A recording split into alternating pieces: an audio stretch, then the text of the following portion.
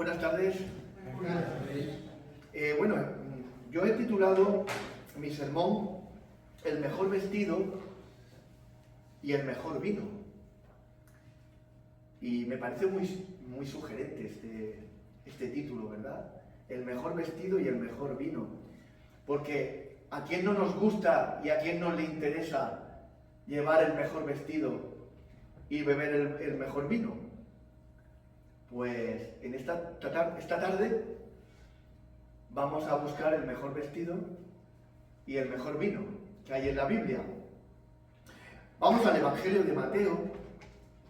Evangelio de Mateo, el primer evangelio del Nuevo Testamento y posiblemente, según los expertos, también el primero que se escribió. Capítulo 9, Mateo, capítulo 9. Y yo creo que es una historia que más o menos todos conocemos, quizás no en detalle, pero creo que es una historia conocida por todos. Leemos capítulo 9 del Evangelio de Mateo, versículo del 14 al 17. Dice la palabra del Señor. Entonces se le acercaron los discípulos de Juan y le preguntaron al Señor Jesucristo: ¿por qué nosotros y los fariseos ayunamos muchas veces y tus discípulos no ayunan? Jesús les dijo: ¿acaso pueden los que están de boda tener luto en tanto que el esposo está con ellos? Vendrán días cuando el esposo les será quitado, entonces ayunarán. Nadie pone remiendo de paño nuevo en vestido viejo, porque tal remiendo tira del vestido y se hace peor la rotura. Ni echan vino nuevo en odres viejos. De otra manera, los odres se rompen, el vino se derrama y los odres se pierden. El vino nuevo se echa en odres nuevos, y lo uno y lo otro se conservan juntamente. Aquí probablemente Juan el Bautista estaba entonces ya encarcelado.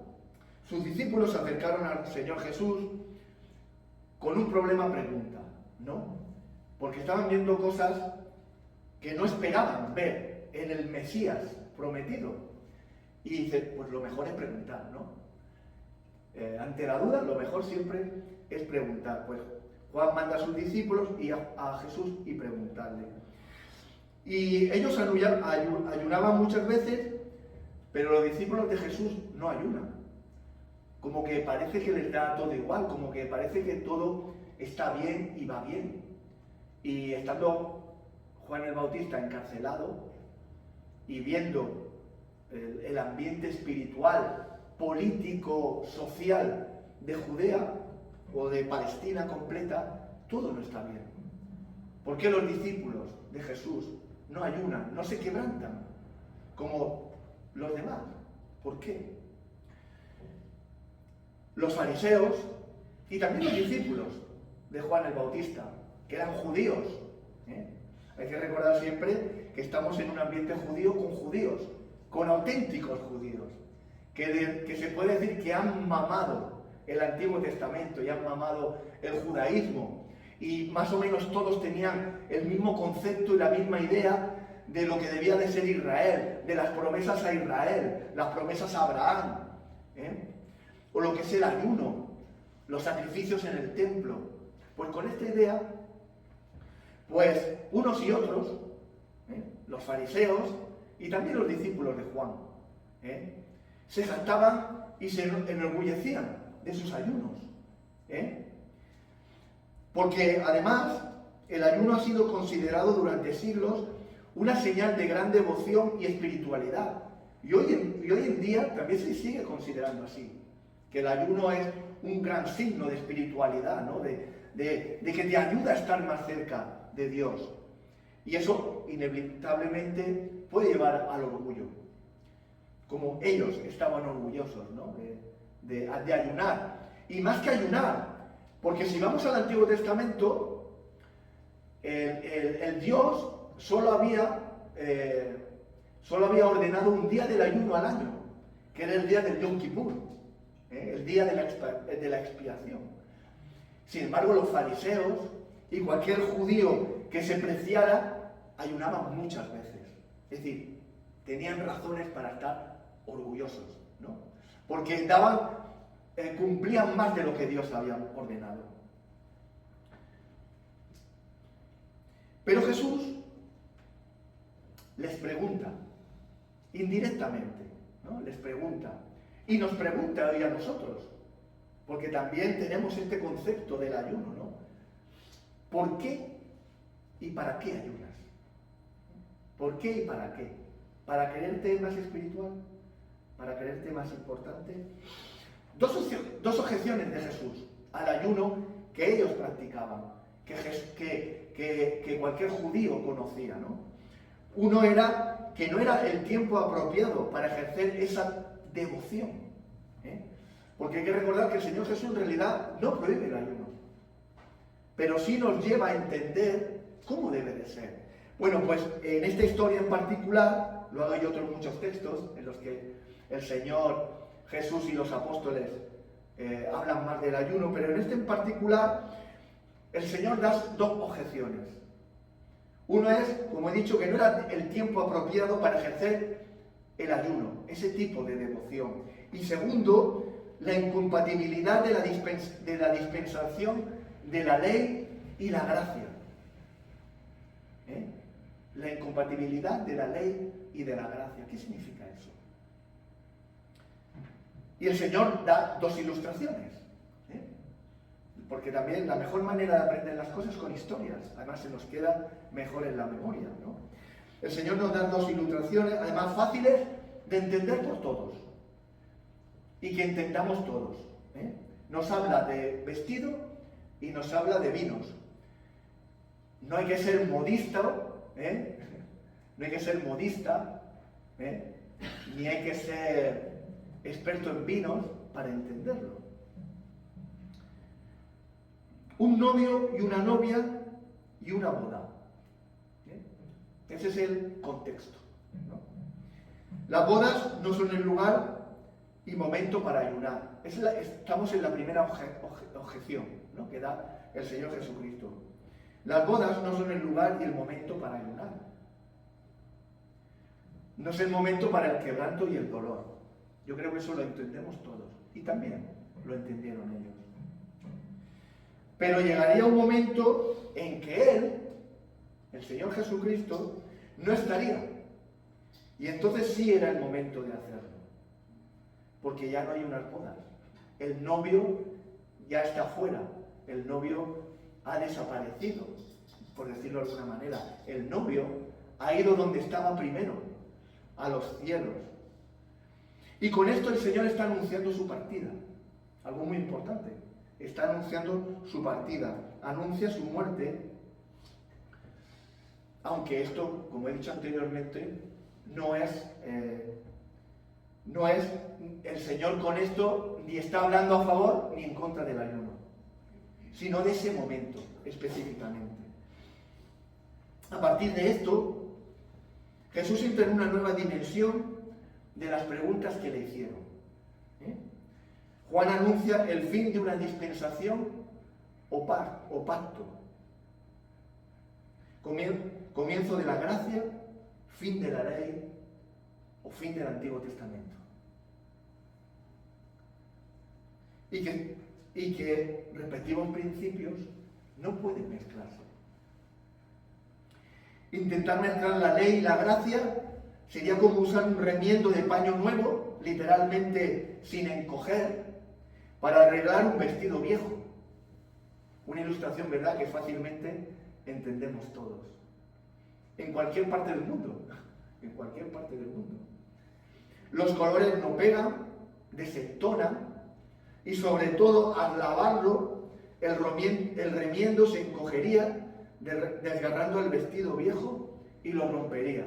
Lo cual, el arreglo que tú querías hacer, el destrozo, has hecho un destrozo más grande. Es decir, como quien dice, no has hecho nada. O mezclar, o la mezcla sería como poner un vino nuevo en odres viejos. La presión causada por la fermentación del vino nuevo haría estallar los viejos cueros porque habían perdido toda su elasticidad. Y la acumulación de gases, pues los reventaría, sencillamente, ¿no? La vida y la libertad del Evangelio arruinan los cueros del ritualismo. El molde antiguo del judaísmo. El judaísmo es un molde antiguo, es un cuero viejo. Nos está enseñando aquí el Señor. Y esto me hace pensar hoy en día cómo tantos quieren volver al judaísmo. Tantos evangélicos, tantos protestantes, incluso gente normal, ¿no? Quiere volver al judaísmo.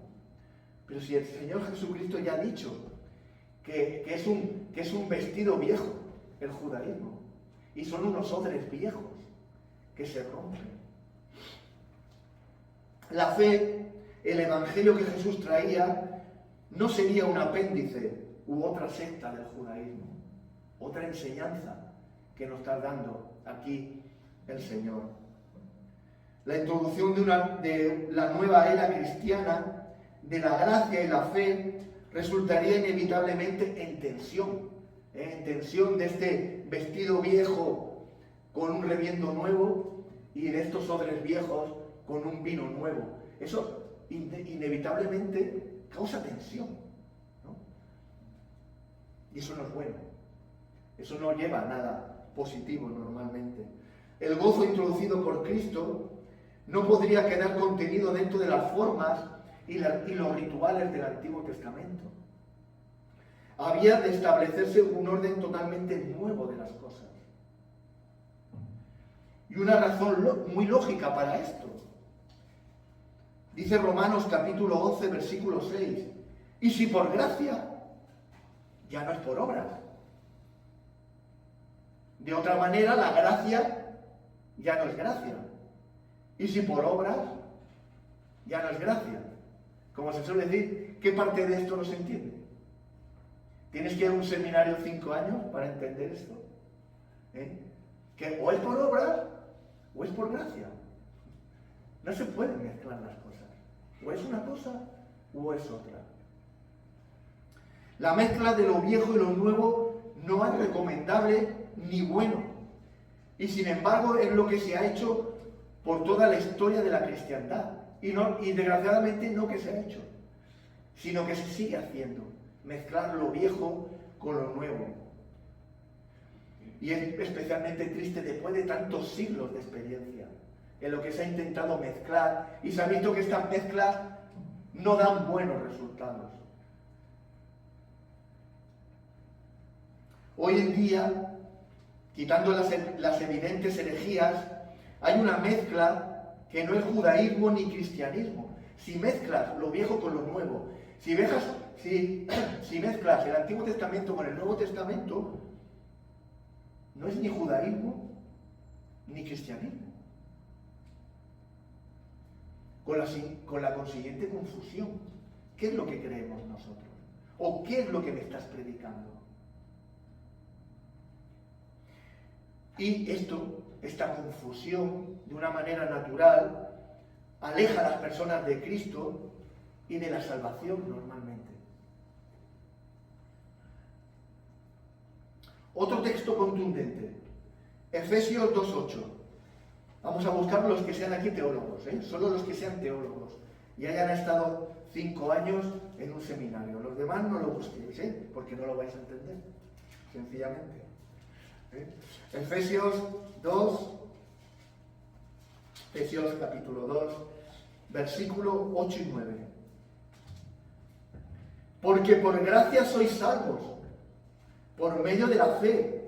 Y esto no procede de vosotros, sino que es un don de Dios, es un regalo de Dios. No es el resultado de las obras, para que nadie se vanagloríe. Una presentación y declaración del sencillo plan de Dios. Del sencillo plan de Dios. Todo se origina en la gracia de Dios, en un regalo de Dios, en algo que no merecemos, pero que a Dios le ha placido darnos. Sobre la base ¿de qué? de la persona y la obra de Jesucristo. Y además dice que es una posesión presente, porque está hablando en presente. No dice que seréis salvos, o veréis la salvación, o quizás, o posible. No, está hablando en presente. Sois salvos. No es una promesa futura, es una promesa presente. Una posesión presente. Algo que es nuestro. Que es nuestro, que Dios nos ha dado y que ya nadie nos puede quitar, como vemos a lo largo luego del Nuevo Testamento. Por medio de la fe, es decir, que tú y yo asumimos que somos pecadores, enemigos de Dios y que recibimos al Señor Jesucristo como nuestra única esperanza de salvación por medio de la confesión de nuestros pecados y de arrepentimiento. Es lo único que nos pide Cristo. Darnos cuenta de que le necesitamos. Y esto es un regalo de Dios. Y como cualquier regalo, se acepta o se rechaza. No hay un término medio. Los regalos o se aceptan o se rechazan. Porque si lo estás comprando, eso ya no es un regalo, ¿verdad? Y sin embargo, el ser humano se empeña en comprar el regalo. Se empeña en comprar el regalo de Dios.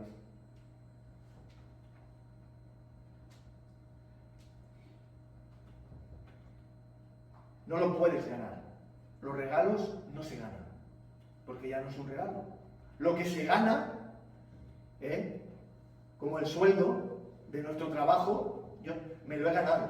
Por lo tanto, lo justo es que me lo dé. Los regalos no se ganan. No hay obra suficiente que puedas hacer o que podamos hacer para recibir el perdón de pecados y la vida eterna. Dicho esto, Lucas nos vuelve a contar esta misma historia. Esta misma historia que acabamos de leer en Mateo, pero Lucas añade unas palabras nuevas pronunciadas por el Señor Jesucristo que nos dan dos nuevos significados o visiones posibles y que no son incompatibles entre sí, sino que son complementarias. Y vamos a verlas porque son muy interesantes también y también nos enseñan cosas nuevas. Vamos al Evangelio de Lucas, capítulo 5. Evangelio de Lucas, capítulo 5, versículo 39, el último versículo, porque la historia ya la conocemos, no la voy a leer, pero el versículo 39, el último que escribe Lucas al escribir la misma historia, ¿no? Al describirla. Dice el versículo 39 de Lucas capítulo 5, y nadie que haya bebido el vino añejo querrá luego beber el nuevo, porque dirá, el añejo es mejor.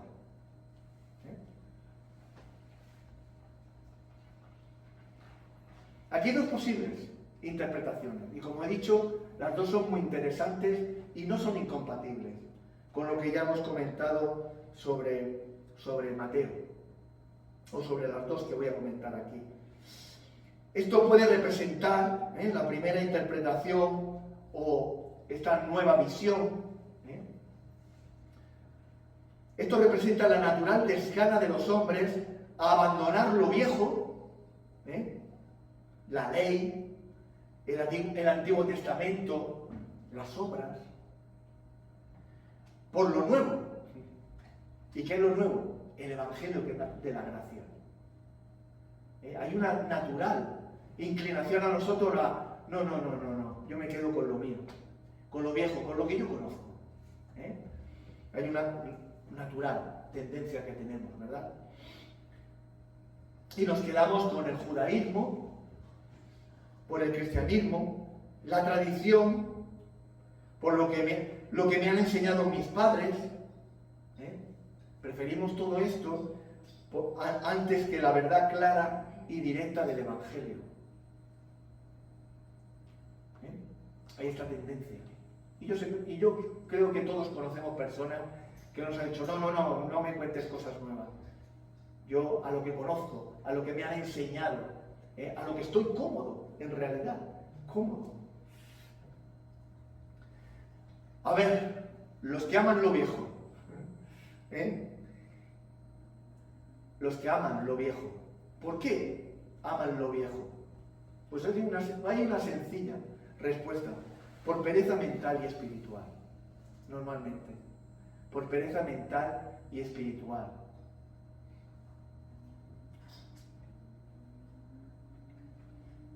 Normalmente es por esto. La segunda interpretación, y va en relación a la costumbre natural que tenemos de añadir a la revelación pura y clara que hemos recibido de Dios nuestras propias tradiciones, leyes, interpretaciones, obras, enseñanzas, ceremonias y rituales. Y esto desentona. Lo voy a repetir. No sé si lo he dicho demasiado rápido. Segunda interpretación. Va en relación a la costumbre natural que tenemos de añadir a la revelación pura y clara que hemos recibido de Dios nuestras propias tradiciones, leyes, interpretaciones, obras, enseñanzas, ceremonias y rituales. Y esto desentona y rompe. También tenemos una tendencia a lo nuevo, a añadirle lo viejo. Pero cuando conocemos la verdadera revelación, la verdadera palabra de Dios, el agua fresca de la gracia de Dios, revelada desde el comienzo de los tiempos, declaramos: lo viejo es mejor que lo nuevo. ¿Por qué? Porque en realidad Dios no cambia. Malaquías capítulo 3, versículo 6. Y Jesucristo es el mismo ayer, hoy y siempre. Hebreos 13, versículo 8. Decía Charles Spurgeon: en las Escrituras no hay nada nuevo de lo ya revelado, y si lo hay es mentira. Por lo tanto, y resumiendo, te pido hoy, hermanos, dejad de intentar mezclar y compatibilizar las obras de la ley con la gracia de Jesucristo. Dejad la pereza espiritual. Conoce y reconoce el Evangelio de la gracia y al Señor Jesucristo de la Biblia. Desde el capítulo 1 al capítulo 22 de Apocalipsis, el primero y el último. Y tercer punto, deja de buscar lo nuevo y lo espectacular. Lo bueno ya ha sido revelado y enseñado hace mucho tiempo. Que el Señor bendiga. Amén.